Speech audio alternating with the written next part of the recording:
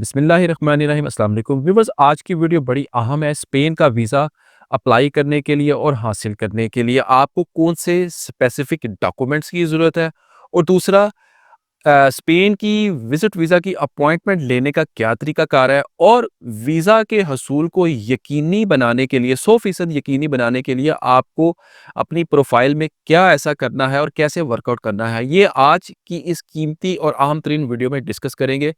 Video को बराए करम पूरा देखिएगा और सुन लीजिएगा, क्योंकि स्पेन आपने जाना है तो चीज़ों को गौर से आपने सुनना है। As usual request, kindly channel को लाइक करें, सब्सक्राइब करें, बेल आइकॉन पे क्लिक करें और इस वीडियो को काइंडली ज़्यादा से ज़्यादा शेयर कीजिएगा अपनी फ्रेंड और फैमिली में। दूसरी रिक्वेस्ट, व्हाट्सएप पर प्लीज़ सिर्फ वही लोग राब्ता करें जो हमसे पेड कॉल सेशन लेना चाहते हैं। नॉर्मल चार्जेस लेते हैं, 30 मिनट की कॉल होती है। हम आपके केस की और आपके डॉक्यूमेंट्स की प्रॉपर असेसमेंट करेंगे और आपको सॉल्यूशन बताएंगे कि आप इस वक्त किस पोजीशन में हैं, आपको इस वक्त किस कंट्री का वीज़ा अप्लाई करना चाहिए या नहीं करना चाहिए। एक या दो सवाल से मसला हल नहीं होता कि मेरी बैंक स्टेटमेंट में बैलेंस ये है, मेरी ये ट्रैवल हिस्ट्री है, मेरा मुझे अप्लाई करना चाहिए या नहीं करना चाहिए। इस तरह हम आपको कोई आंसर नहीं कर सकते। सिर्फ वही सीरियस लोग काइंडली हमसे व्हाट्सएप पर राब्ता करें जो पेड सर्विस चाहते हैं। अदरवाइज जो फ्री सोर्स है वो ये वीडियो ही है। हम इस वीडियो में पूरी कोशिश करते हैं कि 100% हर चीज़ को कवर कर दिया जाए, लेकिन हर केस की एक इंडिविजुअल नोयत और मेरिट होता है। अगर आपको आपको इस वीडियो से कोई अपने जवाबात नहीं मिल रहे तो काइंडली आप पेड कॉल सेशन बुक करके अपने केस की असेसमेंट करवा लीजिएगा। तो बाज़ औक़ात 50-60 हज़ार रुपया ज़ाया करने से बेहतर है कि आप चंद हज़ार रुपए दे के आप अपने केस की प्रॉपर असेसमेंट करवा लें और बड़े नुकसान से बच सकें और एक प्रॉपर ट्रैक लाइन पर आकर अपना वीज़ा अप्लाई कर सकें। तो जी बगैर वक़्त ज़ाया के जी वीडियो को स्टार्ट करते हैं। जी देखिए, सबसे पहले जी अपॉइंटमेंट की बात कर लें। इस वक़्त लकीली और हैरानकुन तौर पर पाकिस्तान से अपॉइंटमेंट का, स्पेन की अपॉइंटमेंट का व्यूअर्स कोई इशू नहीं आ रहा। नहीं तो यही अपॉइंटमेंट जो होती थी आपको मार्केट से, ब्लैक मार्केट से 20-20 हज़ार से 25-25 हज़ार की मिलती थी। और दूसरी बात ये है नाज़रीन कि इस वक़्त बार्सिलोना और मैड्रिड का तकरीबन हर तीसरा चौथा होटल ऑलमोस्ट फुली बुक्ड है। वो इस वजह से कि समर सीज़न अब स्टार्ट हो चुका है। अब लोग जो है स्पेन का रुख कर रहे हैं, क्योंकि वहाँ पर टूरिज़्म बहुत ज़्यादा है। स्पेन काफ़ी वीज़ाज़ ग्रांट करता है और इसके बावजूद भी मैं इस बात पर हैरान हूँ कि इसके बावजूद भी पाकिस्तान से आपको इस वक़्त, आज अगर आप अप्लाई करते हैं अपॉइंटमेंट, तो आपको 1 से डेढ़ माह के गैप में स्पेन की जो है वीज़ा अपॉइंटमेंट मिल रही है और मिल सकती भी है। तो आपको इस चीज़ से फ़ायदा उठाना चाहिए। तो अपॉइंटमेंट का तरीकाकार मैं क्विकली बता दूँ। बीएलएस की वेबसाइट पर जाकर आपने रोज़ाना अपॉइंटमेंट चेक करनी है और 2 से 3 दिन में मैं मुझे यकीन है कि आपको 1 से डेढ़ माह के गैप की जो है अपॉइंटमेंट मिल जाएगी। अपॉइंटमेंट की अगर मैं फ़ीस की बात करूँ, फ़ीस तकरीबन 5,000 से 5500 के दरमियान है।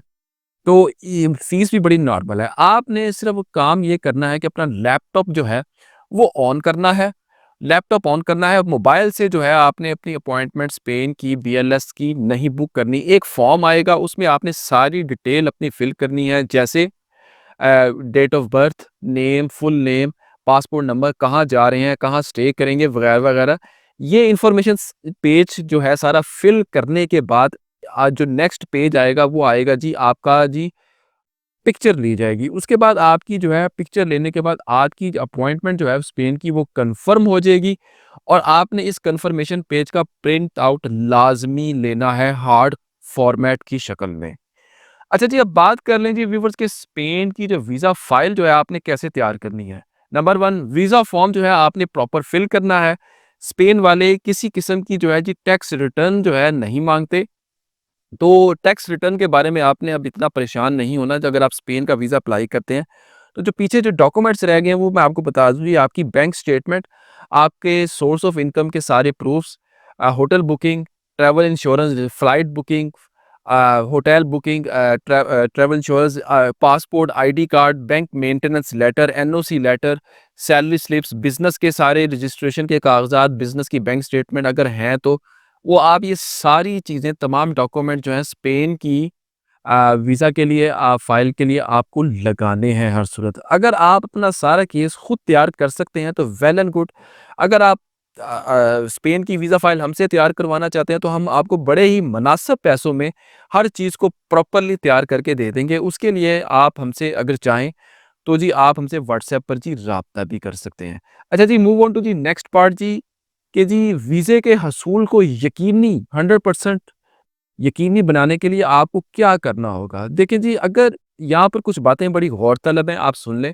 अगर स्पेन वाले अगर स्पेन वाले आपसे जो है अगर टैक्स रिटर्न नहीं माँग रहे, तो इसका मतलब ये नहीं है कि आपको टैक्स नहीं देना या नहीं देना चाहिए। देखें, इसमें आपकी बैंक स्टेटमेंट जो है वो बड़ी मैटर करती है। बैंक स्टेटमेंट ही की बेस पर जी ज़्यादातर वीज़ाज़ रिफ्यूज़ होते हैं। अक्सर जो मैं गलतियाँ देखता हूँ कि आप लोगों की जो बैंक स्टेटमेंट होती है वो एक सीक्वेंस में नहीं होती और ना एक स्पेसिफिक रिदम में आप उसको मेंटेन करते हैं। अब होता क्या है कि जी पहले माह आपने अपने इस बैंक अकाउंट में सेविंग शो कराई 2 लाख, अगले महीने आप अपनी इस सेविंग को ले जाते हैं जी 8 लाख पे, फिर एकदम तीसरे महीने आपकी सेविंग टोटल आ जाती है 50,000 पे, फिर चौथे महीने आपकी जो सेविंग है वो 15 लाख पर चली जाती है। तो देखें, ये काम आपने हरगिज़ नहीं करना। और नॉर्मली लोगों के वीज़ा जो है रिफ्यूज़ ही इसी वजह से होते हैं कि आप लोगों की बैंक स्टेटमेंट एक स्पेसिफिक रिदम और एक स्पेसिफिक कंटिन्यूटी के साथ मेंटेन नहीं हो रही होती। Cash deposit, cash in out बहुत ज़्यादा होता है, हैवी ट्रांज़ैक्शन बहुत ज़्यादा इन आउट हो रही होती हैं और छोटी-छोटी ट्रांज़ैक्शंस भी नहीं होती हैं, अगर होती हैं तो बहुत बड़ी होती हैं। तो ये चीज़ें जो हैं, आपने इन चीज़ों का बहुत ख़्याल रखना है स्पेन का वीज़ा अप्लाई करने से पहले। और दूसरी बात ये है कि जी फिर लोग जो है अपनी होम टाइज़ जो होती हैं, अपनी होम टाइज़ को अपने केस में और ख़ास तौर पे वीज़ा रिक्वेस्ट लेटर में सही तरीके से जो है वो एक्सप्लेन नहीं कर पाते। अगर आपके पास कोई फैमिली ओन्ड बिज़नेस या फैमिली ओन्ड प्रॉपर्टी है या आपके पेरेंट्स आपके डिपेंडेंट हैं, तो आप इन चीज़ों का फ़ायदा उठाएँ। आप इन चीज़ों को बैंक रिकॉर्ड में लेकर आएँ और टैक्स के रिकॉर्ड में लेकर आएँ और डॉक्यूमेंटेशन में लेकर आएँ। तो ऐसे इन चीज़ों से आप प्रूव करेंगे कि आपके पेरेंट्स आपके डिपेंडेंट हैं, आपके पास फैमिली ओन्ड बिज़नेस है। तो ये सारी चीज़ें जब लोगों के पास होती हैं, लेकिन आप लोगों को अपनी फ़ाइल के अंदर ना तो ये लगानी आती हैं और ना ही आपको प्रॉपर्ली वीज़ा रिक्वेस्ट लेटर में एक्सप्लेन करनी आती हैं।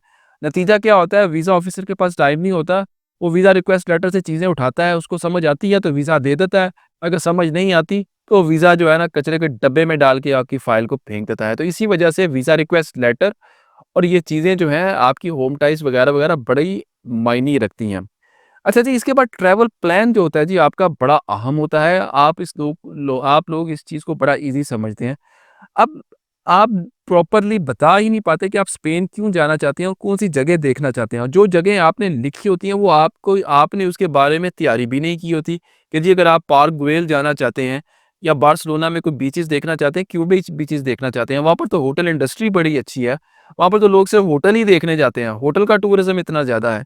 तो जब आप लोगों को ये चीज़ें सही प्रॉपर एक्सप्लेन नहीं कर पाते, याद नहीं होती, तो नतीजा इसका ये निकलता है कि एयरपोर्ट पर आपको बहुत ज़्यादा दुश्वारी होती है और एयरपोर्ट पर डिपोर्टेशन के चांसेस भी आपके बहुत ज़्यादा बढ़ जाते हैं। वीज़ा ऑफ़िसर एयरपोर्ट पर ये आपसे ट्रैवल प्लान के बारे में बहुत पूछता है कि जी आपने स्पेन में क्या-क्या विज़िट करना है, कहाँ-कहाँ विज़िट करना है। अब वहाँ पर आपको जगहों के नाम ही ना पता हों, तो फिर वहाँ पर बड़ी गड़बड़ हो जाती है। तो ट्रैवल प्लान भी बड़ा अहम होता है, इस पर भी आपने तवज्जो देनी है। तो ये थी जी हमारी स्पेन की वीडियो।